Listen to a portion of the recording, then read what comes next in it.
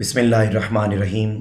अज़ीज़ तलबा व तालिबात, मैं हूँ मोहम्मद इनाम मुस्तफ़ी।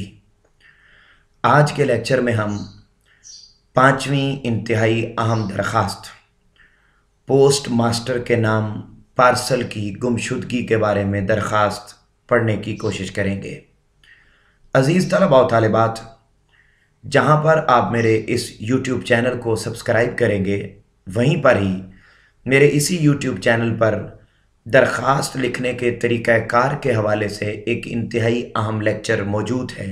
वो तलबा व तालिबात जो दरख्वास्त के हवाले से मेरा लेक्चर पहली दफ़ा ले रहे हैं, उनसे मैं ये कहूँगा कि वो ज़रूर दरख्वास्त लिखने के उसूल व ज़वाबित के हवाले से मेरे उस लेक्चर को ज़रूर सुने, ताकि आपको दुरुस्त तरीक़ाकार का अंदाज़ा हो सके। क्योंकि 5 नंबर का खाका है और 5 नंबर का अंदर का मवाद है।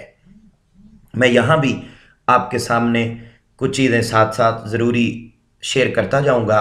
आप अपना कॉपी और पेन ये निकाल लीजिए, रजिस्टर निकाल लीजिए और उसके ऊपर आप मेरे इस दरख्वास्त को पढ़ाने के साथ साथ इसको मुकम्मल तौर पर लिख लीजिए, क्योंकि लिखे बग़ैर कोई भी चीज़ अच्छे तरीके से याद नहीं हो सकती। अज़ीज़ तलबा व तालिबात, जब आप कोई भी दरख्वास्त लिखने लगेंगे बोर्ड इम्तिहान में, तो सबसे पहले जिस चीज़ का ज़रूरी ख़्याल रखना है आपने, वो ये कि आपने नए पेज से दरख्वास्त को शुरू करना है। नए पेज से दरख्वास्त को शुरू करने के बाद आपने पूरे पेज के ऊपर दाईं जानिब डबल मार्जिन लाइन 604 के कट वाले मार्कर से लगानी है। 604 का जो कट वाला मार्कर है, उसके साथ आपने डबल मार्जिन लाइन लगा देनी है। जब आप मार्जिन लाइन लगा देंगे तो मार्जिन लाइन लगाने के बाद दरख्वास्त शुरू करने लगे हैं, ऊपर तो उसका मेन टाइटल आ जाएगा। उसके बाद जो पहली लाइन होगी उसमें आपने आना है, और पहली लाइन में आप इब्तिदा में 2-3 लफ्ज़ों की जगह दाईं जानिब आप छोड़ देंगे।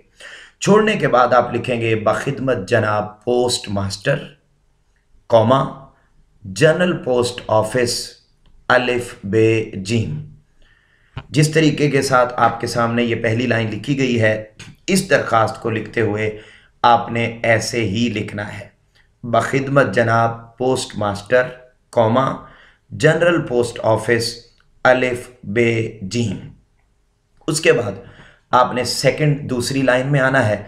जिस जगह से आपने पहली लाइन में बखिदमत का लफ्ज़ शुरू किया था, उसके नीचे आपने बिल्कुल उसी के नीचे आपने उन्वान का लफ्ज़ लिखना है। उन्वान लफ्ज़ लिखने के बाद आपने राब्ता की अलामत देनी है। उसके बाद आपने लिखना है, उन्वान देना है, दरख्वास्त बराए पार्सल की गुमशुदगी। दरख्वास्त बराए पार्सल की गुमशुदगी, ये उन्वान देने के बाद आपने इसको अंडरलाइन कर देना है।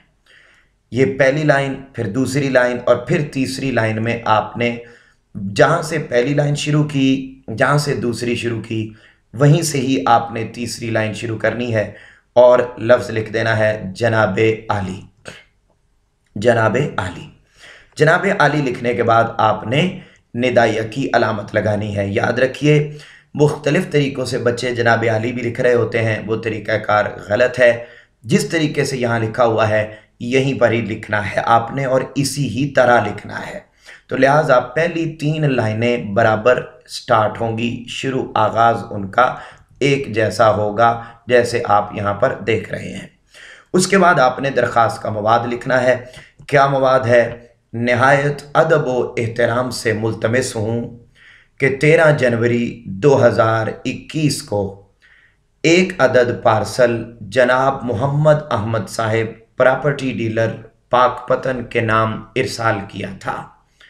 ज़रूरी नहीं है कि आप यही शहर लिखें, आप अपनी मर्ज़ी से कोई भी शहर लिख सकते हैं, लेकिन यहाँ मैंने ज़िक्र किया तो आपने भी इसी तरीके से आप इसको लिख सकते हैं। कोई इस हवाले से परेशानी नहीं है।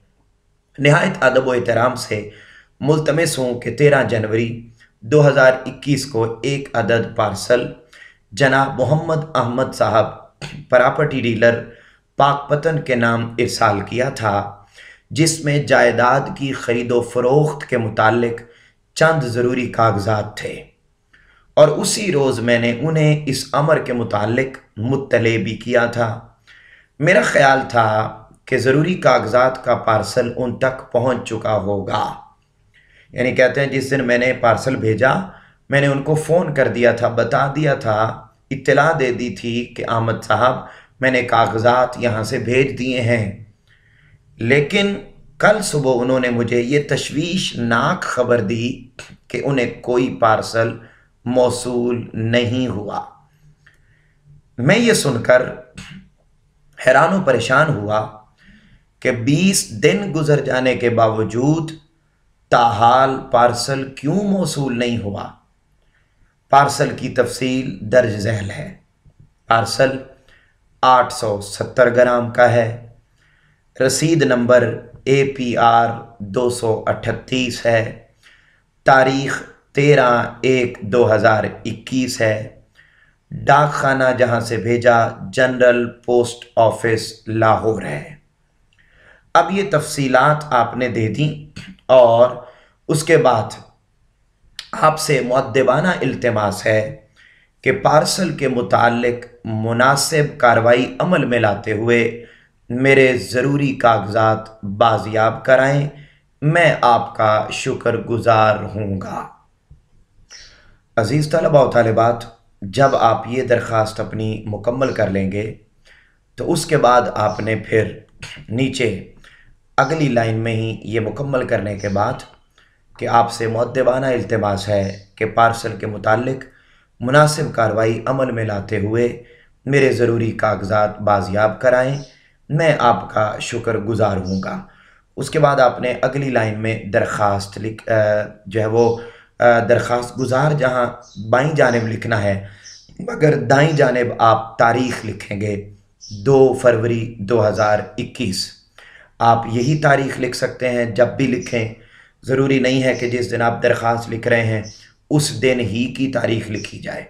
आप यही याद कर लीजिए और दरख्वास्त में तारीख़ इसी अंदाज में लिखनी है।